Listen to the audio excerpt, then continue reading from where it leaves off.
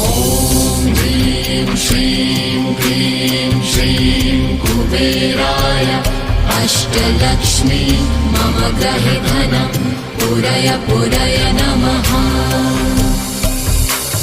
ॐ ह्रीं श्रीं क्लीं श्रीं कुबेराय अष्टलक्ष्मी मम गृहे धनं पुरय पुरय नमः।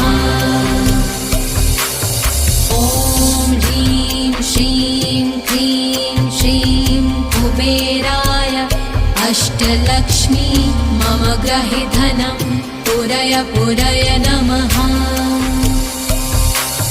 ॐ ह्रीं श्रीं क्लीं श्रीं कुबेराय अष्टलक्ष्मी मम गृहे धनं पुरय पुरय नमः।